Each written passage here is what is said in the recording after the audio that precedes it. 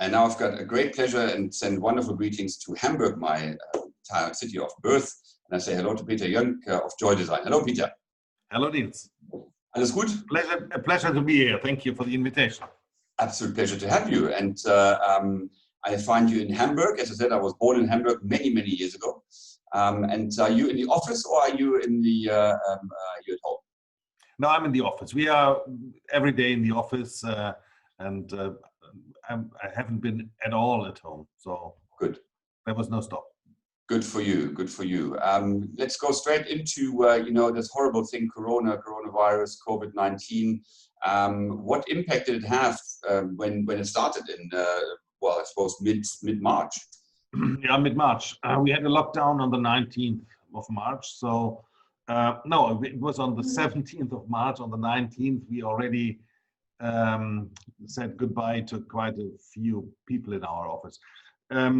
Actually, the pictures that I fell in receivership 2003, beginning of 2003, due to the fact of 9/11, end of 2001, and at that time I didn't let anybody go from the office. I kept all the stuff, always in the hope that there will be new projects and they were all good. So no reason for me to let them go. This time we had to tell 12 people of our team that we wouldn't need them anymore. So that was two hard days in our office, and all the others we have set on 50% Kurzarbeit in Germany. Maybe you can help me translate. Kurzarbeit is not only in Germany well known, I think. So the state pays up to 60% of their income, and we pay another half of the income. So in the end, they get 80% of their monies, and we work with reduced capacity now.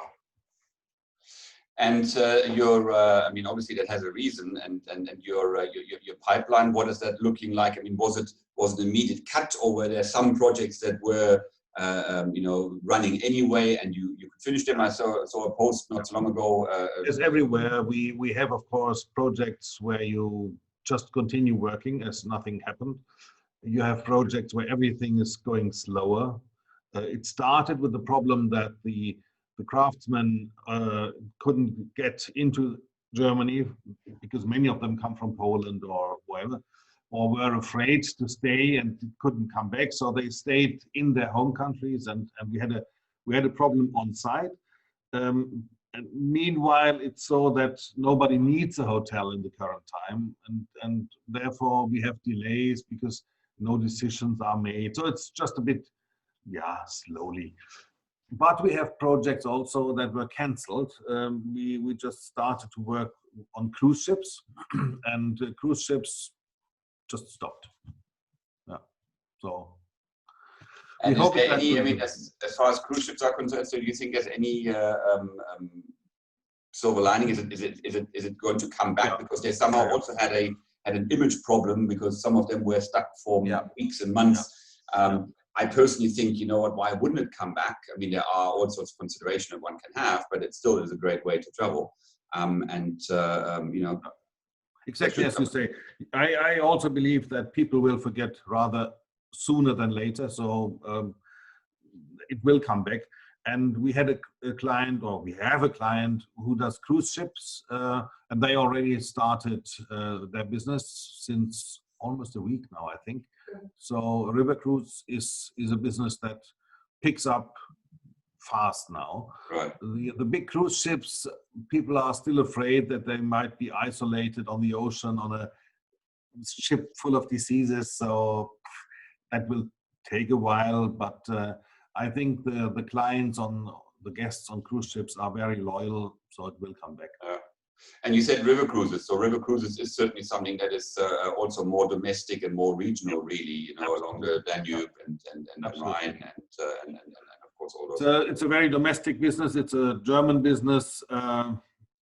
It's mainly old people. They spend a lot of time cruising through Europe on river cruises. But age is in the head. They say. Yeah. You tell me. Takes one to know. Coming back to land design, there is an awful lot of talk now of the hotel room of the future. Hotels will change forever. I've got my views, but I don't want to share them right now. We can. I would like to hear from you, somebody who designs hotel rooms and public areas for a living. What is your take on it? Will it change forever? Yeah, but the trend is not as some people's very simplified belief. It's whether you paint the walls green or black or white or whatever. It's the disease or the COVID pandemic certainly has an impact, but it's more that trends that have been already in the market, that they will either be accelerated, coming quicker, or being slower. And there are trends which are short term, like no touches, no contact in the hotel,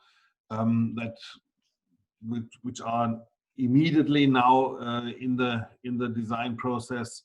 But in long term, you wouldn't see a change in design due to COVID-19. That's I strongly believe. There will be invisible touches, because my take on this is that we will have a mind change more than a design change. But of course, a mind change changes design in the end. So I do believe that people are still looking for community, but not the big crowd, not the melting pot of the surroundings in the hotel lobby. I believe it's more friends, more family, more intimate. So I think we will have a more flexible design with somehow separations, that you can have your own little party with your friends in a corner of the lobby, and there are others in another corner. So the open lobby will stay, because we do not have more space, but we will tackle that differently in future. Yeah, I agree. I don't think that long term there will be those changes that some people are talking about. It simply would be impossible as well, because we've got so many hotels stock at the moment, and some of it not even on the market yet. They're not going to go back and change things drastically. But I want to come back to the various uses of areas, the flexibility. We made rooms, the industry made rooms smaller, and public areas bigger. Now, not really bigger. You didn't make them bigger. No. Well, not bigger, but more social. Let's put it that way. We put long communal tables in, and try to foster this whole social aspect. But in my youth, we had a breakfast restaurant, we had a fine dining restaurant, we had a bistro. Nowadays we only have one restaurant, which is part of the lobby. So it's not really more space, but the public area space is much more important. Hoteliers want the people to go down from their rooms into the lobby and mingle with others.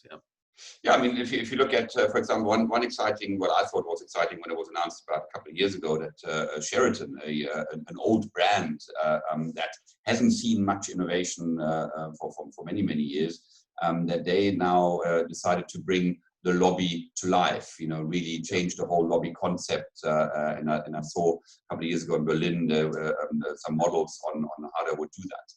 Yeah, we just did the new model room for Sheraton at the Frankfurt airport. And we actually, maybe as a German, you may know the property. It's a big 1,000 hotel rooms Sheraton at the Frankfurt airport. And we just did change the public areas there also. But it was split into Marriott and Sheraton. Right. 1/3 will be Marriott, 2/3 will be Sheraton. So we have 2 lobbies now. Now you give me another idea there with the 1/3, 2/3. Is that something that you see more often happening? the merging of two models, of two brands and two uses maybe also? Yeah, usually we do not have such big hotels, but new build projects very often have dual, triple brand properties. Because yes, of course, if you book with Marriott, you can get a luxury property and a budget property and everything in between. And of course, if Marriott has the opportunity to collect more of the possible clients in one property, it's definitely positive. So yes, we see that is a long ongoing trend since a while. Yeah. I don't know where there's the time running. Time is running all the time. I mean, and you know, hotel design, how we use space and whatever is really, as a hotelier, very close to didn't my start. heart. Really. Yeah, it seems like you know, like that. But let's see.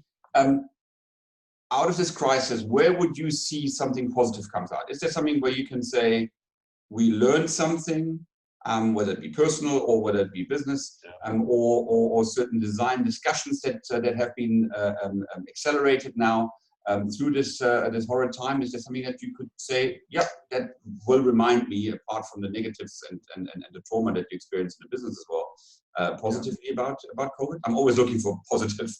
Yeah. I come back to my idea of the mindset, the change of the mindset, and I'm sure that there will be most of the change. In Germany, we just had a fallback with the COVID-19 in a, how do you say, Schlachthof in English? The meat factory, yeah, that's what meat factory. And that's a very good example. All the problems come from eating too much meat and of behaving badly with the animals.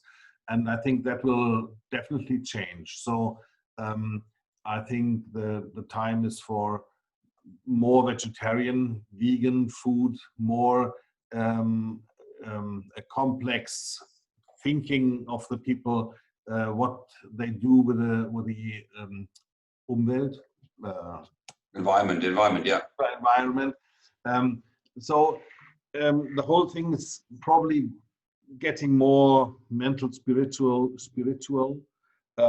emotional, social. So those facts, they will probably change for the moment. I don't see a big impact on design, as I already said. I don't know yet what will be the results of that change in mind.